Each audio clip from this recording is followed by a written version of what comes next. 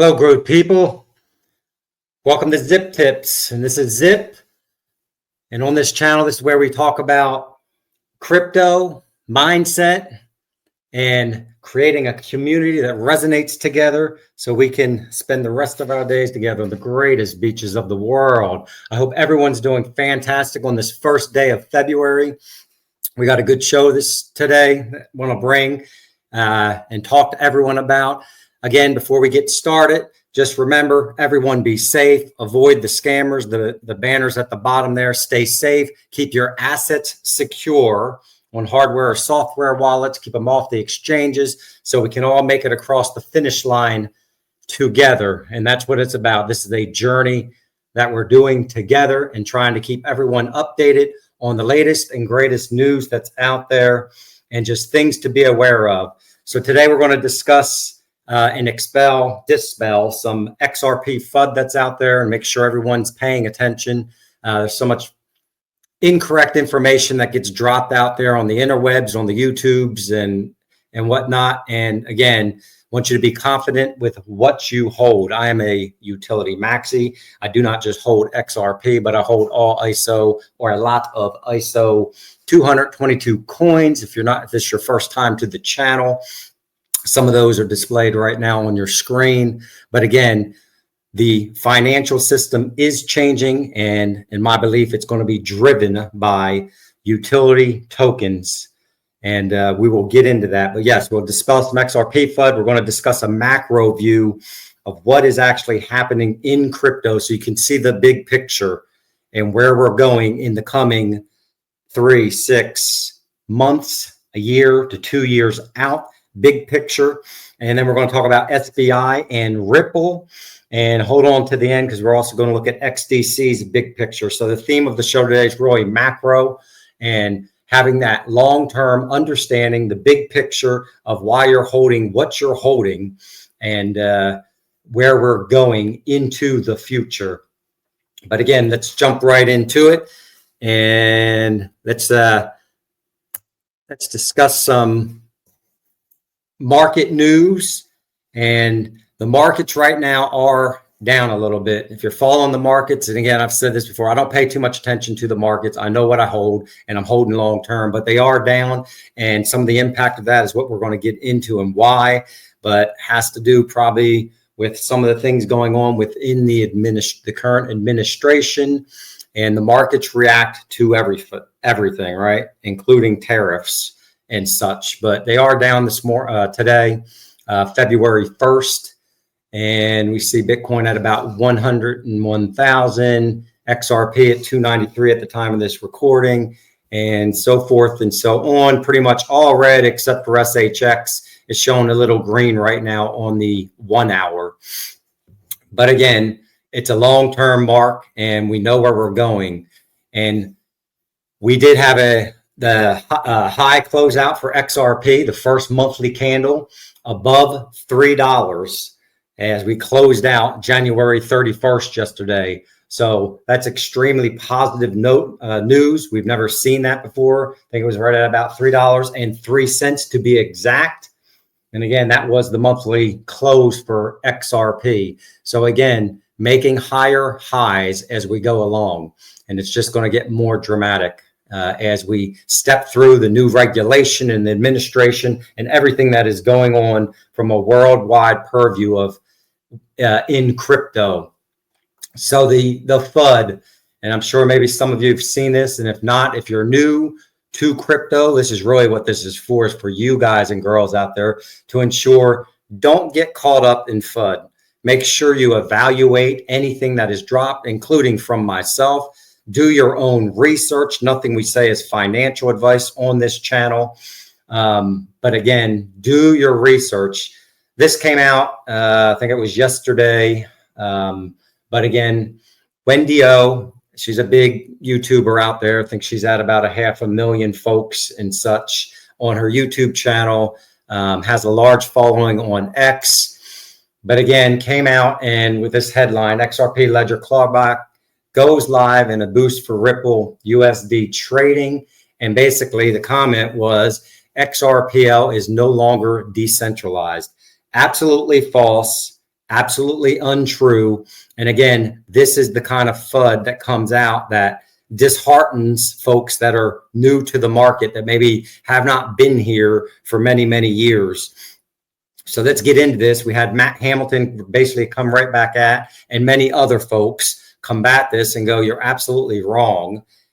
This is completely inaccurate. This amendment has nothing to do with the decentralization of the XRP ledger. It simply means people can issue tokens such as stable coins, which we'll get into that here in a minute, with a clawback enabled if they wish. This feature has to be enabled when the token is created and issued. It cannot be retrospectively applied.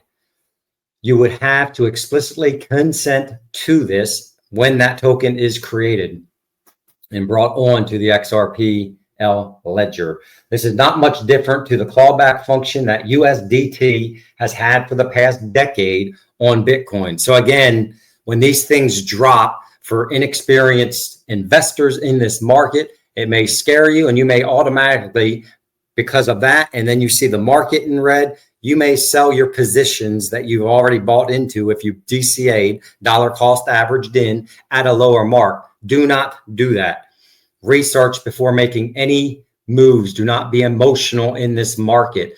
We go on further. The Wrath of Kahneman had out there a very good thread. So if you're out on X, again, join us out on X. I post all this stuff out there, but he had a good thread on exactly what the XRPL amendments were.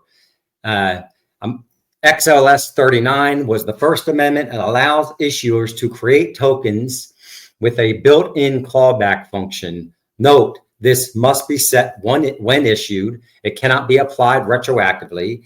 It is for issued tokens which require trust lines, meaning users are aware of their counterparty.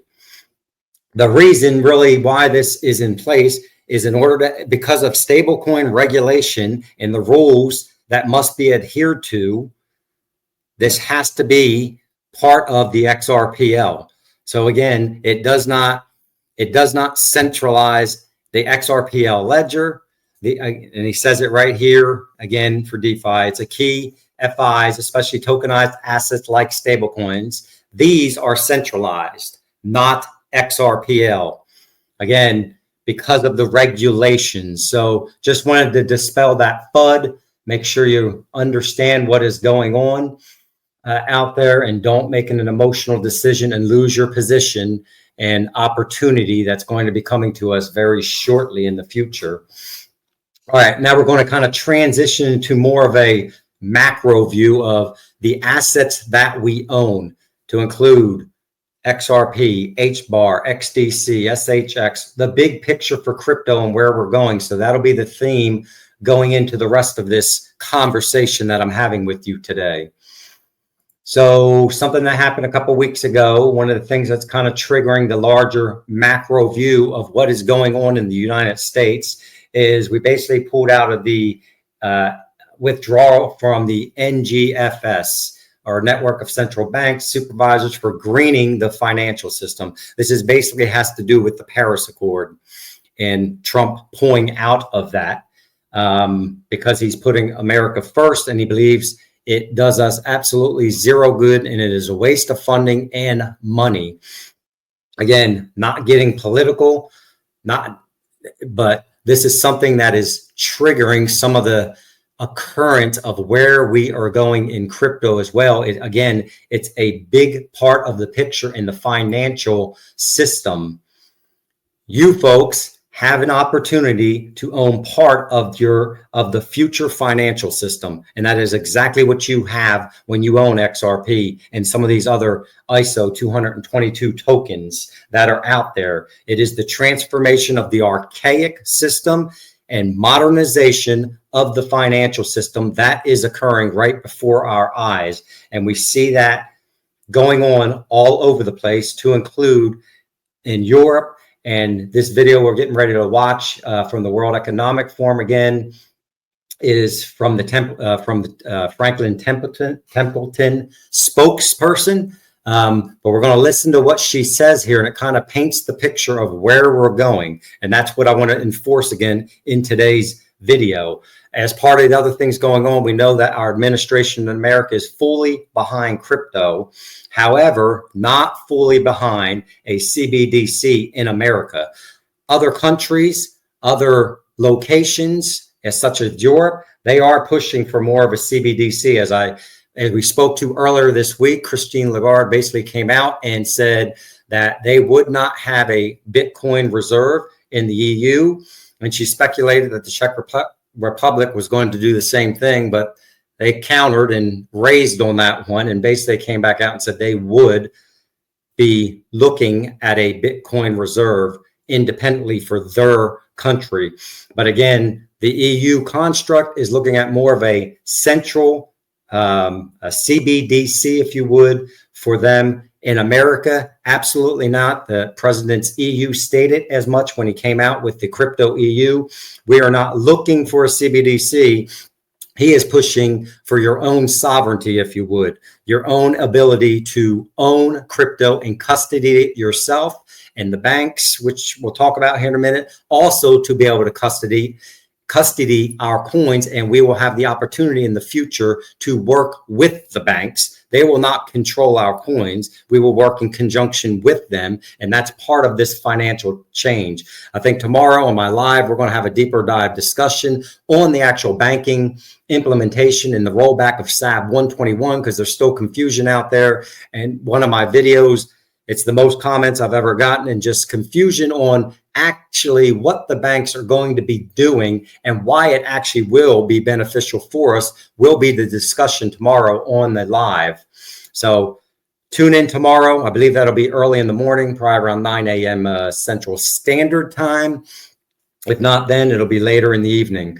But again, we'll discuss that tomorrow. Now, going into this, again, the macro view, everything is changing. Let's listen to what she has to say here. If you think about what this is just a simple technology. What this technology does is it has a source of truth. It has ability to execute smart contracts. So things that we've written into a document, and somebody's got to go check and go settle and do this and that, can get programmed in, and it has a way to pay. That actually is a massive threat to huge financial institutions who act as those roles. And so what you have is a lot of sort of the traditional, you have some traditional firms who are merely trying to figure out how to leverage the technology to do what they do today. I'll give you an example. DTCC settles transactions, securities. They're working on just using blockchain as the source of truth in settlement. They should kind of be thinking about atomic settlement, where the moment the trade happens, the dollars, the smart contract executes and the dollars transact. Because that's actually what's going to happen. And then I think you have institutions, and I think hopefully this is what we're doing at Franklin Templeton, is we're trying to sit there and say, okay, with this technology, imagine where you do have atomic settlement on transactions, where you don't need to validate. Oftentimes a bank is in between to validate the two parties. I know that when I trade with JP Morgan, that they're making sure that whoever's on the other side is going to pay me. They're standing in for that. If it settles automatically, you don't need that validation. So you have parties who are thinking about what does atomic settlement mean to my business model? In our case, we built on the Stellar blockchain, our money market fund, where we have the record keeping, and we're the only ones who are actually running.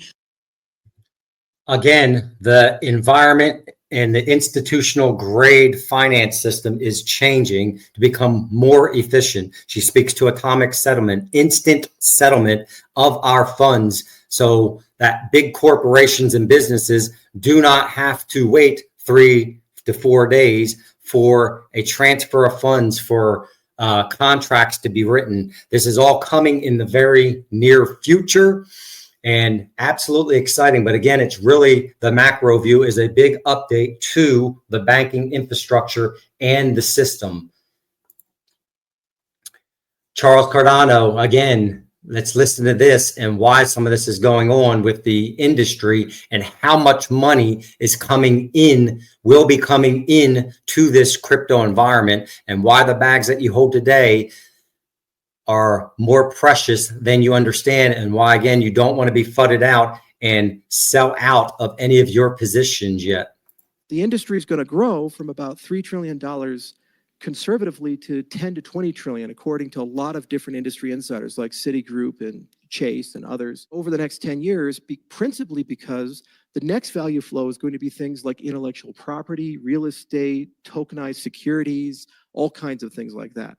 The challenge in our industry is we don't have good standards for this. The industry is going to grow from about 3 trillion. So again, the industry is growing tremendously. And over the course of the next years, we're going to go from $3 trillion to $20 trillion, if not more, as the tokenization and the capability and the technology matures. All of that is going to be on chain, on HBAR, on XRP, on XLM, on all of these cryptos that we discuss. That is a lot of liquidity coming. Therefore, the value of the chain is going to increase, meaning the bottom line is your coin is going to be worth a lot more in the future than it is today. Very exciting. And again, macro view, big picture, this is where everything is going. Tokenizer put out here on X an excellent thread about this. The institutions are coming. That is the theme. The big institutions are coming because we've rolled back SAB 121. The stable bills are going to get pushed through regulation in Congress. We've got the administration behind it. All the big institutions are screaming and they want to use this technology.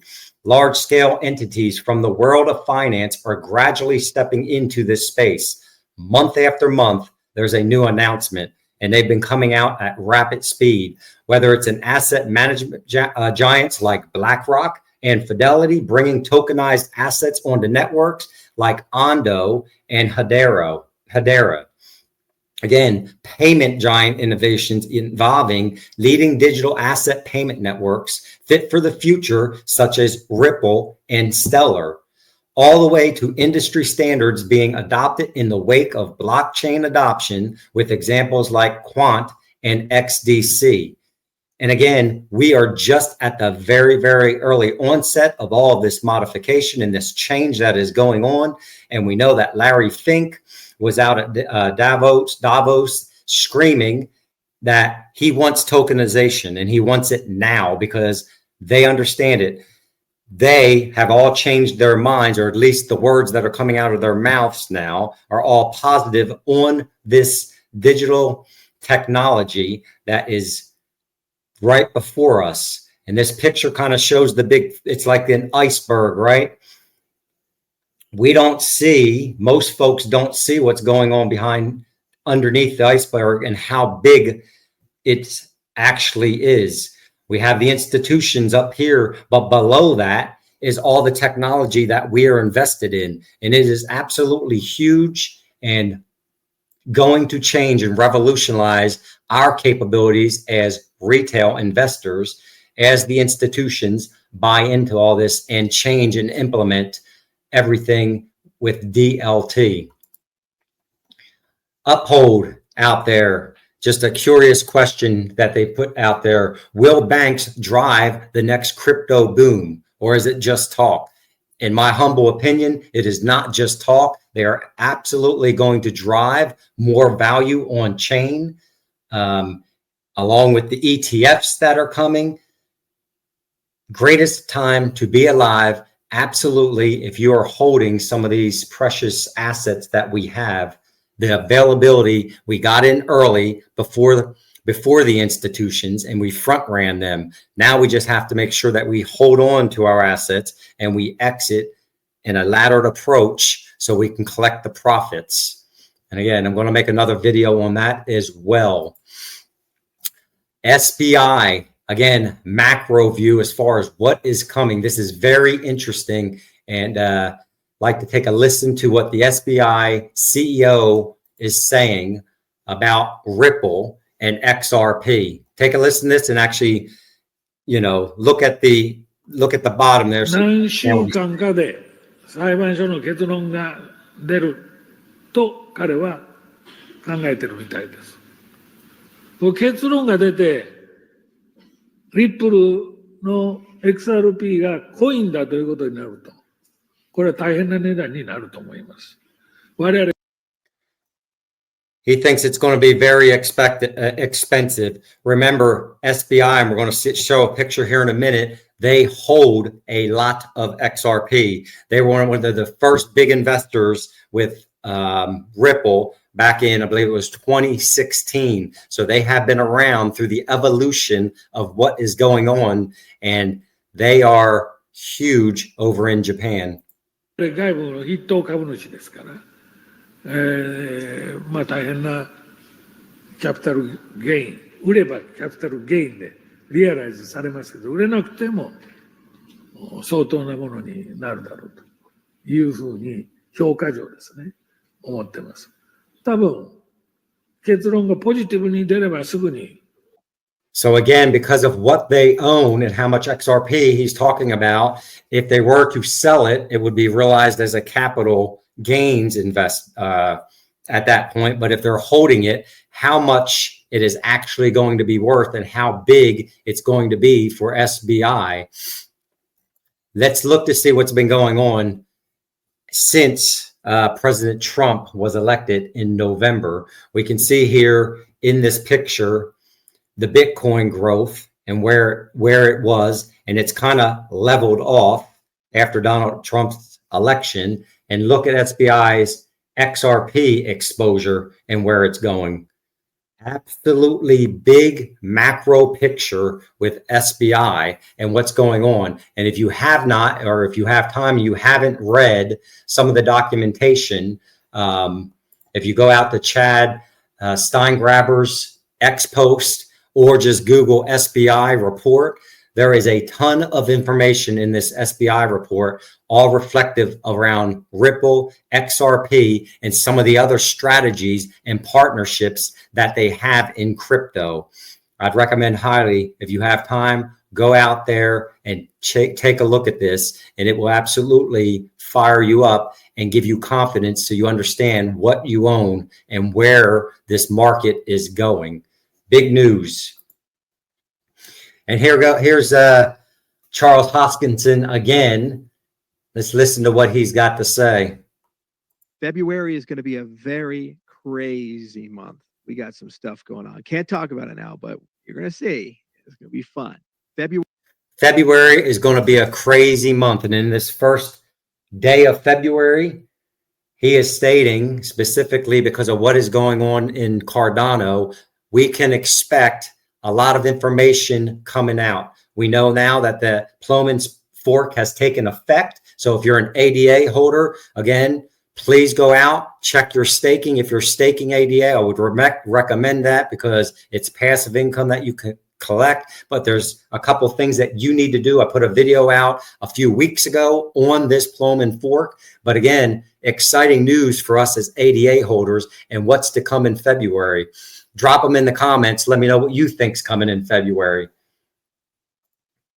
And then Tokenizer puts out here, again, tokenized global trade versus a copy of a dog coin. And he's speaking about XDC and the growth that we could see. He says, if XDC were to reach the all-time high market cap of Shiba, it would put it at $2.62 per XDC. In other words, a market cap of $41 billion. I don't think any of us, our feelings would be hurt if XDC rose to $2.62. That would be absolutely phenomenal. He goes on to say, as we know, global trade is now valued at 30 trillion plus.